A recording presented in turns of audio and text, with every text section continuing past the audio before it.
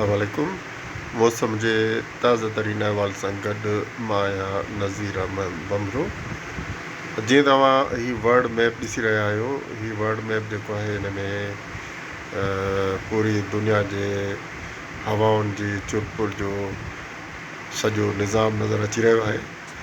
इन सां असांखे इहा आसानी थींदी आहे त दुनिया जूं हवाऊं कीअं किथां ऐं कहिड़े पासे वञी रहियूं आहिनि, ऐं उन सां असां अंदाज़ो लॻाए सघंदा आहियूं त हाणे हीअ मौसम जी सूरत हाल कीअं पैदा थींदी, किथे बरसाति थी सघे थी या किथे नथी थी सघे।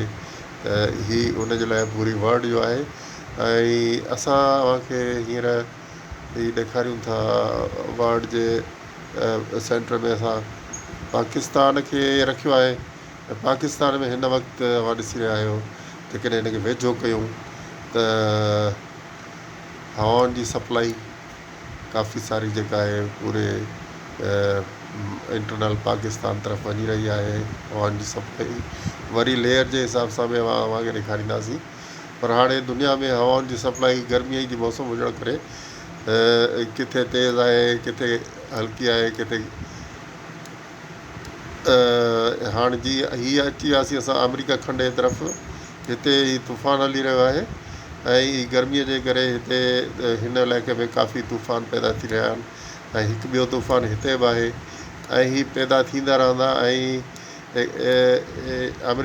अमेरिका खंड में बरसातूं बि सेंट्रल एरियाज़ में काफ़ी सारियूं थी रहियूं आहिनि ऐं तूफ़ान बि जारी आहिनि। ऐं इन खां अलावा हीअ अफ्रीका आहे, अफ्रीका में बि सेंट्रल इलाइक़े में हिननि सामूंडी हवाउनि जी गिम ते बादल ऐं बरसातूं जारी आहिनि।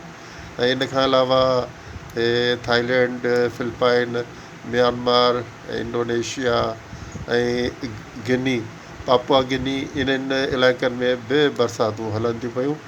ऐं उन्हनि बरसातुनि खे ॾिसण जे लाइ असां उन मोड में हलूं था त जीअं दुनिया जे बरसातुनि जी ख़बर पवे।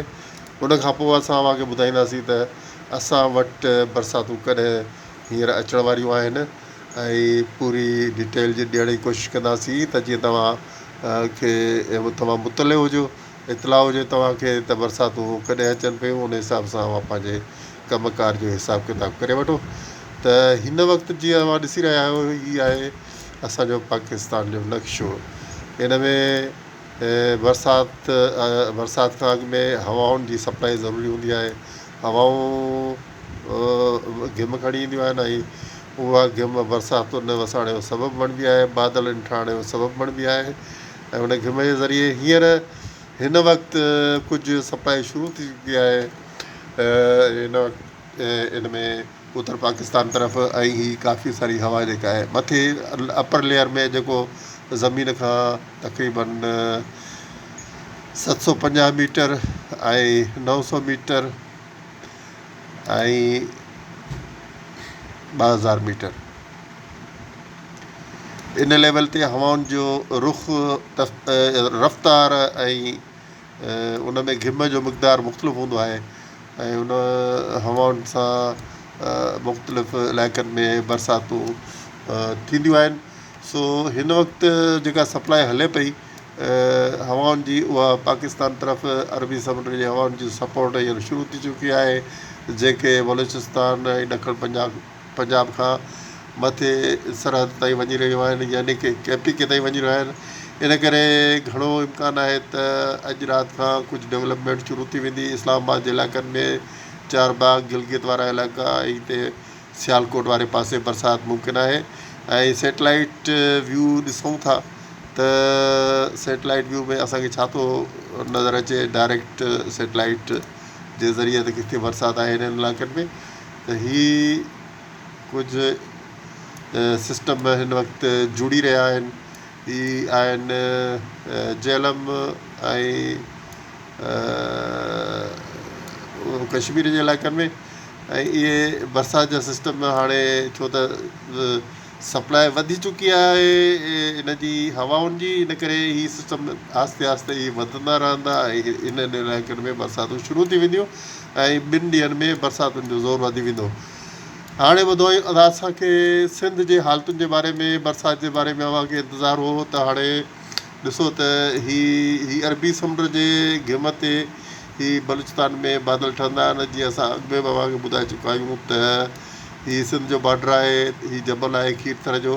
हिन खीरथर जबल खे हवाऊं टकराईंदियूं आहिनि, हीअं अची हवाऊं टकराईंदियूं आहिनि ऐं मथे वेंदियूं आहिनि टकराइण जे करे, छो त साम्हूं जबल जी रुकावट हूंदी आहे ऐं मथे वञी ही पैकेट जी शिकिल अख़्तियार कंदियूं आहिनि या कैप्सूल जी शिकिल अख़्तियार कंदियूं आहिनि ऐं उन कैप्सूल जे अंदरि ही डेवलपमेंट शुरू थी वेंदी आहे बादलनि जी ऐं बरसाति थींदी आहे। त हीउ बरसाति जो सिलसिलो जीअं ई हिते सप्लाई हूंदी तीअं बरसाति जो सिलसिलो हिननि इलाइक़नि में हलंदो रहंदो। बाक़ी ॿिया इलाइक़ा जेके आहिनि सिंध जा, उन्हनि में बरसातियुनि जो सिलसिलो अञा शुरू थियण में कुझु इंतज़ारु करिणो पवंदो। बादल त ठीकु आहे अची रहिया आहिनि, मिठी थरपारकर उमरकोट इहो नंगर पारकर जे साइड ते बादल त बिल्कुलु आहिनि, हिन वक़्तु बि आहिनि, पर बरसाति अञा न शुरू थी सघंदियूं छाकाणि त बरसातुनि शुरू करण जे लाइ अञा कुझु ॿिया बि जेके पैरामीटर्स आहिनि उहे बि सही हुजणु खपनि, घिम वधीक हुजणु खपे ऐं समुंड जूं हवाऊं